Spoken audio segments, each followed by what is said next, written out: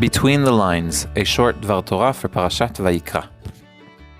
Anyone trying to read the earliest Greek writings in our possession may encounter several difficulties. The most prominent of these, beyond the fact that they're written in a foreign language using letters that are no longer used, is that they use a form of writing called a scriptio continua, or in English, continuous writing, that is, without spaces between words or letters.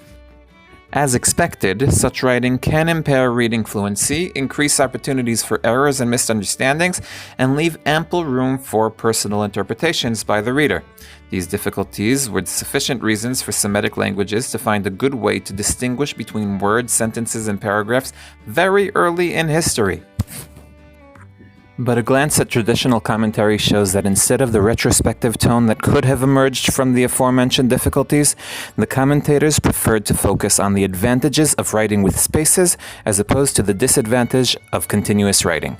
As can be seen from the Midrash, which says the Torah was given to Moshe, its skin, white fire, written with black fire, meaning it isn't only the writing, the black fire, which matters, but also the parchment and the spaces, i.e. the white fire. The problem is, the Midrash does not explain the importance of the white fire. This is why we're lucky to have Rashi, and please hold on tight because we're going on a short journey. According to Rashi and the Midrash, wherever the Torah uses the terms Vayomer, Vaydaber, and Tziva, they're preceded by a call, kri'ah, that is, an appeal to the listener by name, as is polite and appropriate even if the word Vayikra does not appear explicitly in the verse. Then Rashi adds another point. This calling by name happened only before speaking, not when pausing. To understand this statement, we should take a moment to see how Parashat Vayikra is structured. The Parashat deals with the different korbanot from the viewpoint of the owners, as opposed to Parashat Tzav, which is written from the viewpoint of the priest, and is divided according to the type of the sacrifice, Olah, Shlamim, Chatat, Asham, and subtopics, Olat Bakar, Olat Tzon, Olat Of, etc. Each subtopic ends with a parshia ptucha or stuma, and Rashi calls these pauses, hafsakot.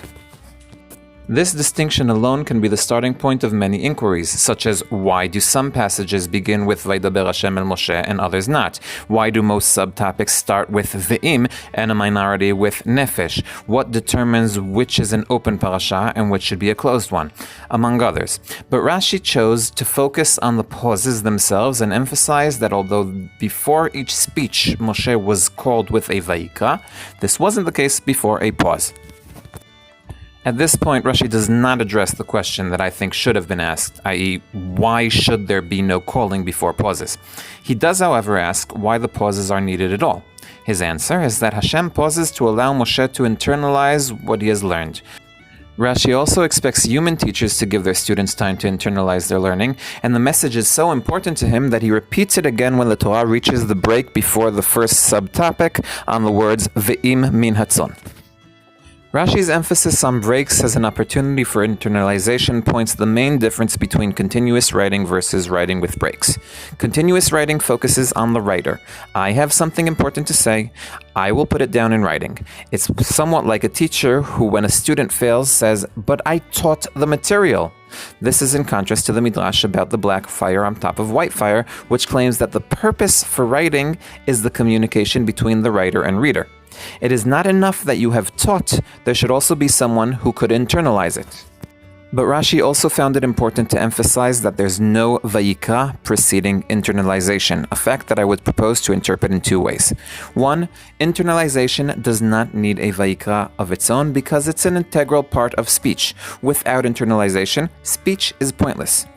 Two, internalization isn't judged by what happens when the teacher is standing next to the student. The effectiveness of the internalization can only be tested after the teacher has left. And it seems that it's time to allow for some internalization. Do you think you internalized something? If so, you're more than welcome to subscribe and pass this video on to a friend. I am Dovi Holtz, one who loves Tanakh.